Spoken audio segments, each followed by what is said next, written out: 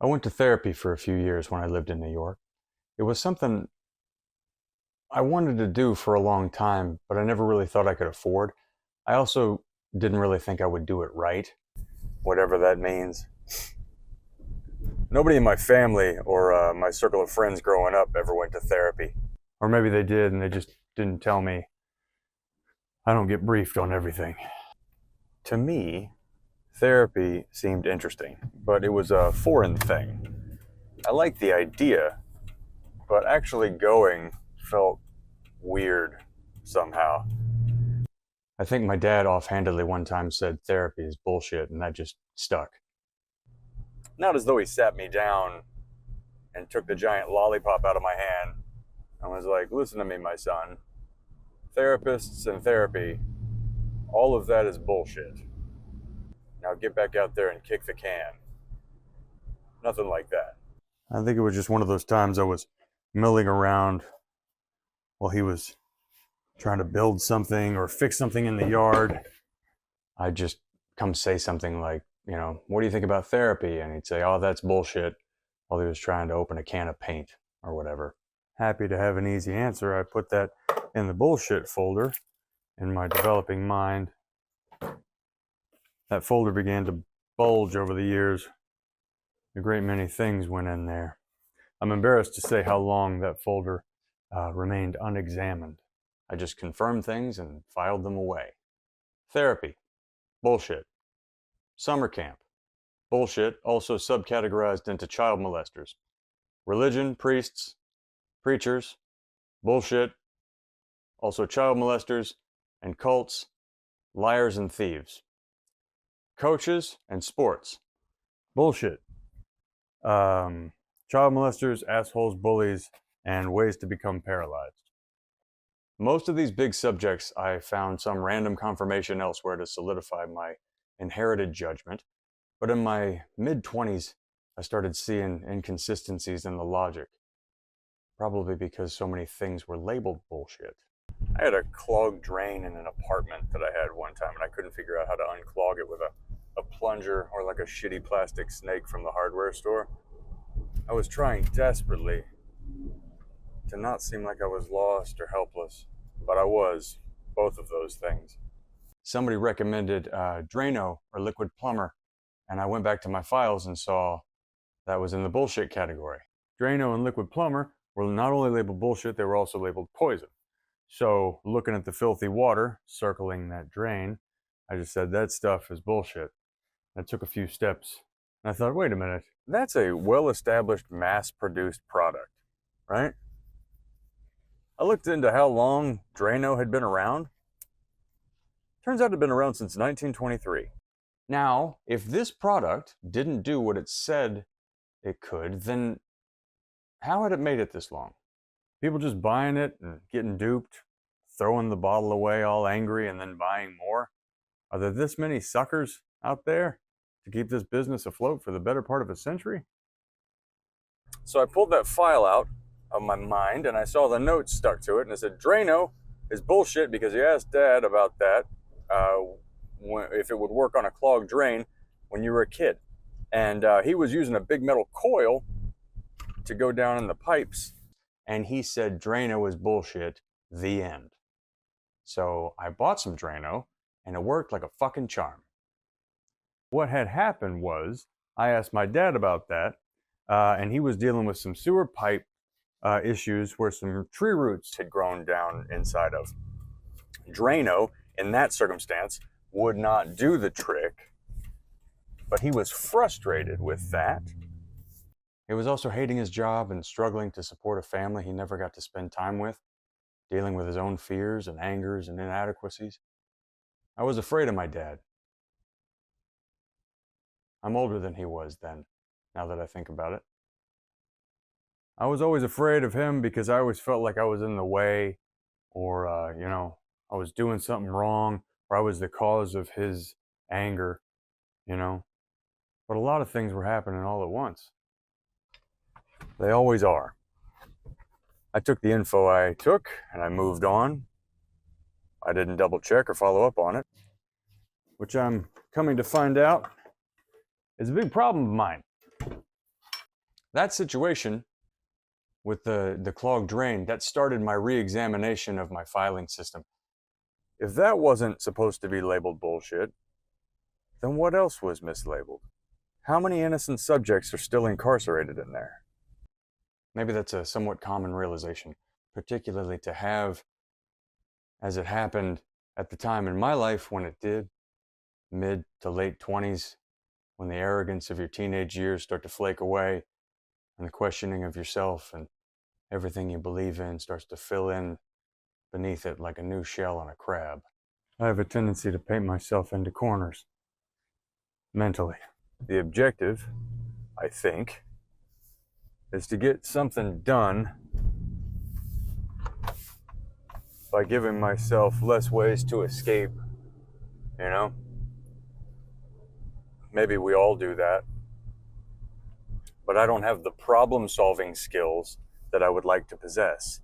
My way of doing things leaves my mind full of mostly painted rooms with corners left blank, angry footsteps across the floor, a hole or two punched in the sheetrock here and there.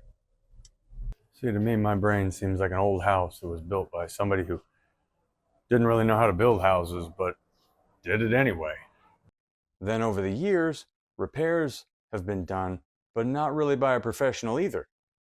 Some things kind of make sense, but they're all goofy and needlessly complicated, like weird wiring and pneumatic tube systems for no reason, and nothing is up to code. In Barcelona, there's a church called the Sagrada Familia. I might be saying that wrong. It'll never be finished being built. They say it will, but I think they're wrong. It was designed by an artist and architect named Antoni Gaudi. Again, probably saying it wrong. I went there. I walked around in it. It's beautiful, but it's insane. The design is deliberately wild. There's a part of me that doesn't totally buy that, though. When I was looking at that structure, all I could think was, you got in a little too deep there, didn't you, buddy? You know? I saw a kindred spirit, kindred mind. I mean, I'm very much projecting here. But I saw a guy who did what I do. Energy with no clear direction or control over it, just flowing springs of creative nonsense that people pay money to look around at and walk in. People see that cathedral and they see beauty and inspiration, and it makes me very uncomfortable. Because on one level, yes, it is an amazing thing. However, on another level, that is a wildfire of untamed talent that consumed not only one guy, but spilled out onto a city and has continued beyond his death. Again, I know nothing about this guy, and I could do some research, but I took what I took from my experience, and it has helped me to get to where I am. So I don't want to double check just yet.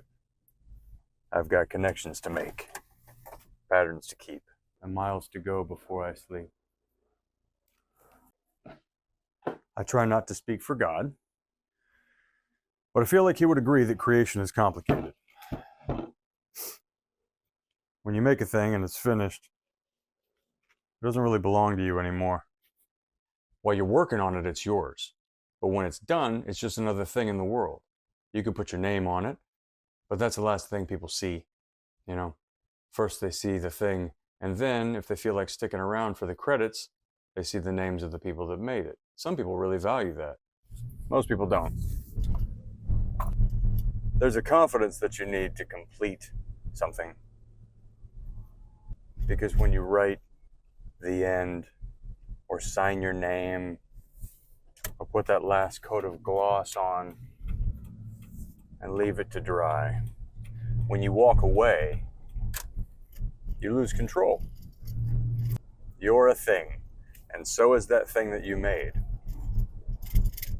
You're equal, kinda, now. Both of you just nouns in the world. To me, this is where being optimistic or pessimistic really matters. If you look at the glass as half full, you see something you gave to the world that can help you feel like you're contributing to life. If you see the negative, then you just made a kind of tombstone. It's a reminder that you have no control over anything, and letting go means that you matter just a little bit less than you did before. You're reminded that time passes like sand through your fingers. That pessimism, that fear, that sad perspective. It's the thing that keeps us frozen. It keeps us, or who am I kidding? It keeps me in a holding pattern. You know, just circling above a destination, running out of fuel, fooling myself into thinking I'm in charge of anything at all. That's anxiety. It robs you of the present by holding you in the past or throwing you into the future. It takes our attention and we miss this moment that we're in. To fight anxiety, you've got to acknowledge it. You got to name it. Remind yourself that you're here. You're awake right now. Nothing you were before needs to dictate who you are in this moment, or in 10 minutes from now, or 10 years. I'm plagued by limiting beliefs. Always on the lookout for what might go wrong, or how things won't work out.